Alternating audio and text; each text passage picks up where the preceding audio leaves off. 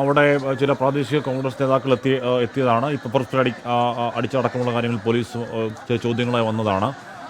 അവരോട് അവിടുന്ന് മാറാൻ പോലീസ് ആവശ്യപ്പെട്ടു. വീണ്ടും ചെറിയൊരു തർക്കമൊക്കെ ഉണ്ടായി. പക്ഷേ നേരത്തെ ഉണ്ടായ സംഘർഷ സാഹചര്യം നിലവിലില്ല. പോലീസ് ഗേറ്റ് അടച്ചിട്ടുകൊണ്ട് വീണ്ടും അത് ഗേറ്റിനകത്തേക്ക് കടക്കാൻ നാട്ടുകാർ ശ്രമിക്കുന്നുണ്ടോ എന്നൊരു സംശയമുണ്ട്. അത് അരുത് എന്നേ പറയാനുള്ളൂ. കാര്യം ഈ പറയുന്ന രീതിയിൽ നിയമം പാലിക്കാൻ നമ്മളെല്ലാവരും ബാധ്യസ്ഥരാണ്. അത് നാട്ടുകാർക്കറിയാം. അത് അവരുടെ വികാരത്തിൽ അവർ ചെയ്യുന്നതാണ്. അത് വൈകാരികാവേശം ഉണ്ടാവുന്നതിനും നമുക്കൊരു കുറ്റവും പറയാൻ കഴിയില്ല. അതിന് കാരണം അത്രത്തോളം ഇവരും ഈ കാടും മേടും ഇപ്പോൾ നേരത്തെ പറഞ്ഞതുപോലെ പോലീസുകാർ ശമ്പളം വാങ്ങി ജോലി ചെയ്തെങ്കിൽ ഒരു ശമ്പളവും കിട്ടാതെ ആ നാടിനുള്ള സ്നേഹത്തിൽ ഈ കൊടുംകുറ്റവാളിയെ പിടികൂടാൻ ഈ കൊടുങ്കാടും മേടും പുഴയിലും ഒക്കെ തെരച്ചിൽ നടത്താൻ വളരെ സജീവമായി നിന്നതാണ് നാട്ടിലെ ആബാലവൃദ്ധം.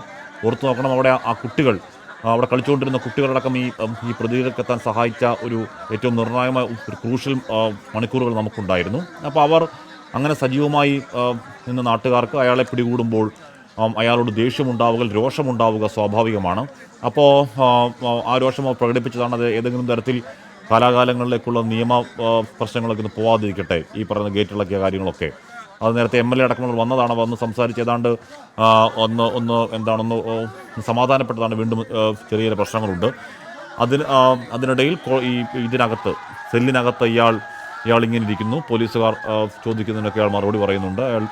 അയാൾ എന്താണ് ഒരു കോൺഫിഡൻസോടെയുള്ള ശരീരഭാഷയിൽ, ആത്മവിശ്വാസം ശരീരഭാഷയിൽ ചോദിക്കുന്ന കാര്യങ്ങളൊക്കെ അയാൾ മറുപടി പറയുന്നുണ്ട്. കാര്യങ്ങൾ ചോദിച്ചറിയലാണ്. പോലീസിന് ഒരുപാട് കാര്യങ്ങൾ ചോദിക്കാനുണ്ട്. അതിൽ ഏറ്റവും പ്രധാനം ഈ പറയുന്ന 10-38 മണിക്കൂർ ഏത് രീതിയിലാണ് ഇയാൾ കുളിച്ചിരിക്കാൻ കഴിഞ്ഞത്, കാണാമറയത്ത് ഇയാൾ കുളിച്ചിരിക്കാൻ കഴിഞ്ഞതെന്ന് അടക്കമുള്ള കാര്യങ്ങൾ ചോദിച്ചറിയേണ്ടതുണ്ട്. പോലീസ് ഇപ്പോൾ സെല്ലിനകത്തു നിന്നും അയാളോട് കാര്യങ്ങൾ ചോദിച്ച് മനസ്സിലാക്കുകയാണ്. പോലീസ് സ്റ്റേഷന് പുറത്ത് വീണ്ടും ജനക്കൂട്ടം തടിച്ചുകൂടുന്നു. വീണ്ടും അവിടെ ചെറിയ സംഘർഷ സാഹചര്യം പോലെയൊക്കെ ഉണ്ടാകുന്നു. നേരത്തെ നമ്മൾ കണ്ട ആ ദൃശ്യത്തിൻ്റെ സമാനമായ രീതിയിൽ അടുത്ത ഒരു ബലപ്രയോഗം വേണ്ടി വരുമോ എന്ന സംശയം തോന്നത്തക്ക രീതിയിൽ അവിടെ ജനക്കൂട്ടം വീണ്ടും തടിച്ചുകൂടുന്നു. പോലീസ് സ്റ്റേഷന് മുന്നിൽ ജനം അങ്ങനെ തടിച്ചുകൂടി നിൽപ്പാണ്. നേരത്തെ MLA ഒക്കെ വന്നപ്പോൾ അവരൊന്ന് സമാധാനപ്പെട്ടെങ്കിലും ആൾക്കൂട്ടം അവിടെ ഇവിടങ്ങൾക്ക് നാട്ടുകാരുണ്ട്. വീണ്ടും പോലീസ് നടപടിയിലേക്ക് നീങ്ങിയിട്ടുണ്ടോ എന്നൊരു സംശയം അവിടെയുണ്ട്. കൂടുതൽ പോലീസ് അവിടെയുണ്ട്. നിഖിൽ പരമേശ്വരാണ്. നിഖിൽ, ഈ രാത്രി നാട്ടുകാരെ സമാധാനിപ്പിക്കാൻ പോലീസിന് എന്താണ് ചെയ്യാൻ കഴിയുക? പോലീസ് അതിന് നന്നേ പ്രയാസപ്പെടുന്ന ഒരു കാഴ്ചയാണ് നമുക്ക് ഇപ്പോൾ ഇവിടെ നിന്ന് കാണാൻ കഴിയുന്നത്. ഹാഷ്മി, വളരെയധികം പ്രയാസത്തിലേക്ക് കാര്യങ്ങൾ പോവുകയാണ്. ഇതിന് പുറത്തായി ഈ പോലീസ് വാഹനത്തിൻ്റെ ചില്ല് തകർത്തതായി നമുക്ക് വിവരങ്ങൾ ലഭിക്കുന്നുണ്ട്. എന്തായാലും ഇവരെ പ്രതിരോധിക്കാൻ പോലീസ് നന്നേ പാടുപെടുന്ന ഒരു കാഴ്ചയാണ് കാണാൻ കഴിയുന്നത്. ആളുകൾ പിരിഞ്ഞു പോകുന്നില്ല. അവർ നിരന്തരം ഇങ്ങനെ ഇവിടെ തന്നെ തുടർന്നുകൊണ്ട് പോലീസിനെ നിയന്ത്രിക്കാൻ കഴിയാത്ത തരത്തിലേക്ക് കാര്യങ്ങൾ പോകുന്ന ഒരു കാഴ്ചയാണ് നമുക്കിപ്പോൾ കാണാൻ കഴിയുന്നത്. ഈ പോലീസ് സ്റ്റേഷന് മുന്നിൽ നേരത്തെ DYSP സംസാരിച്ചതിൽ അവിടെ ആള് കുറവാവുന്നതിലുള്ള നീരസം അദ്ദേഹം മറച്ചു വെക്കാതെ പറഞ്ഞിരുന്നു കേട്ടോ. ഞങ്ങൾ ഇത്ര പേരുള്ളൂ, ഞങ്ങൾ എങ്ങനെ മാനേജ് ചെയ്തോളാം എന്ന് പറഞ്ഞിരുന്നു. മതിയായ പോലീസ് സംവിധാനം അവിടെ ഉണ്ടോ? നിങ്ങൾ അത്ര പോലീസ് സന്നാഹം ഇവിടെ ഇല്ല ഹാഷ്മി. ഇവിടെയുള്ള ആളുകളെ നിയന്ത്രിക്കാൻ കഴിയുന്ന തക്കവണ്ണമുള്ള ആളുകളുടെ സാന്നിധ്യം ഇവിടെ ഇല്ല. അതെന്തായാലും ഇല്ല, ഉറപ്പാണ്. അത്രയധികം ആളുകൾ ഇപ്പോൾ ഈ വിവരവും മറ്റും അറിഞ്ഞ് ഇവിടേക്ക് എത്തിച്ചേർന്നിട്ടുണ്ട്. ഈ പ്രതി പിടിയിലായി എന്നുള്ള വിവരം അറിഞ്ഞതിന് തൊട്ടു പിന്നാലെ തന്നെ ഇവിടേക്ക് കൂടുതലായി ആളുകൾ എത്തിച്ചേരുന്ന ഒരു കാഴ്ചയാണ് നമുക്ക് കാണാൻ കഴിഞ്ഞത്. ഇത്രമേൽ ചർച്ച ചെയ്യപ്പെട്ട ഒരു കേസായതുകൊണ്ട് തന്നെ സ്വാഭാവികമായിട്ടും ഇവിടേക്ക് ആളുകൾ എത്തുക എന്നുള്ളത് സ്വാഭാവികവുമാണ്. അപ്പോൾ അതിൻ്റെ പശ്ചാത്തലത്തിലാണ് ഇപ്പോൾ കൂടുതൽ ആളുകൾ ഇവിടേക്ക് എത്തിച്ചേരുകയും അവർ പ്രതിഷേധം ഉന്നയിക്കുകയും ചെയ്യുന്നൊരു സാഹചര്യം ഉണ്ടാകുന്നു. പോലീസിന് പലപ്പോഴും അതിനെ നിയന്ത്രിക്കാൻ കഴിയാതെ വരുന്ന ഒരു സാഹചര്യം ഉണ്ടായിരിക്കുകയാണ്. ഇപ്പോൾ അല്പസമയം മുൻപ് ബാബു MLA ഇവിടേക്ക് എത്തി ഈ കാര്യങ്ങൾ നിയന്ത്രിക്കാനുള്ള ശ്രമങ്ങൾ അദ്ദേഹം നടത്തിയിരുന്നു. ഒരു പരിധിവരെ അതിൽ അദ്ദേഹം വിജയിക്കുകയും ചെയ്തിരുന്നു. അദ്ദേഹം ആഹ്വാനം നൽകിയതനുസരിച്ച് ഒരു വിഭാഗം പ്രവർത്തകർ ഇവിടെ നിന്ന് പിരിഞ്ഞു പോവുകയും ഒക്കെ ചെയ്തിരുന്നു. അതായത് അദ്ദേഹം പറഞ്ഞത് നിയമത്തിന്റെ വഴിക്ക് വിടുക. ബാബു MLA ഇപ്പോഴും ഇവിടെ ഉണ്ട്.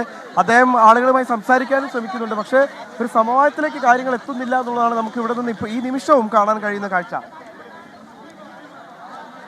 അവിടെ നാട്ടുകാർ അവിടെ തന്നെ തടിച്ചുകൂടി നിൽക്കലാണ്. ഇവിടെ നേരത്തെ പെപ്പർ സ്പ്രേ പ്രയോഗത്തിൻ്റെ ഒക്കെ പ്രകോപനം ഇപ്പോഴും നാട്ടുകാരിലുണ്ടോ? നേരത്തെ MLA ഒക്കെ സംസാരിക്കുമ്പോൾ നിഖിൽ അവരൊന്ന് സമാധാനപ്പെട്ടവരായി കണ്ടിരുന്നു. ഒന്ന് ചിരിച്ച മുഖമുള്ള കുറേയധികം ആൾക്കാരെ കണ്ടിരുന്നതാണ്. പിന്നെ വീണ്ടും പെട്ടെന്ന് സ്ഥിതിഗതികൾ മോശമായത് എങ്ങനെയാണ് നിഖിൽ?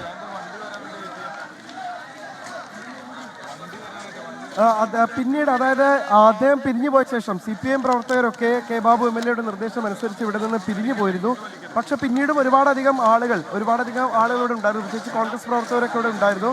അതിൽ ചില കോൺഗ്രസ് പ്രവർത്തകർ അകത്തേക്ക് കയറാൻ ശ്രമിച്ചപ്പോൾ അതിനെ ചെറുത്തപ്പോഴാണ് ഒരു ചെറിയ സംഘർഷ സമാനമായ സാഹചര്യത്തിലേക്ക് കാര്യങ്ങൾ പോകുന്നത് നമ്മൾ കണ്ടത്. ഇപ്പോഴത് വീണ്ടും ആ തരത്തിലേക്ക് തന്നെ മാറുകയാണ്. പോലീസിന് നിയന്ത്രിക്കാൻ കഴിയാത്ത തരത്തിലേക്ക് കാര്യങ്ങൾ മാറുന്ന ഒരു ഭാഗത്ത് കെ ബാബു MLA നമുക്ക് കാണാൻ കഴിയുന്നുണ്ട്. അദ്ദേഹം ഇവരുമായി നിരന്തരം സംസാരിക്കുന്നുണ്ട്, തിരിഞ്ഞു പോകാനും മറ്റും ആവശ്യപ്പെടുന്നുണ്ട്. പക്ഷെ ആളുകൾ അതിന് തയ്യാറാകാതെ ഇങ്ങനെ നിലകൊള്ളുന്ന ഒരു സാഹചര്യമാണ് നമുക്ക് കാണാൻ കഴിയുന്നത്. കെ ബാബു MLA അവർക്ക് മധ്യത്തിൽ നിന്നുകൊണ്ട് തന്നെ അവരോട് സംസാരിക്കുന്നുണ്ട്, മടങ്ങിപ്പോകാൻ വേണ്ടി അവരോട് അഭ്യർത്ഥിക്കുന്നുണ്ട്. കാരണം ഈ പോലീസിനെ മറ്റ് കാര്യങ്ങൾ നിയമപരമായിട്ടുള്ള നടപടികൾ കൂടി പോലീസിനെ പൂർത്തിയാക്കേണ്ടതുണ്ട്.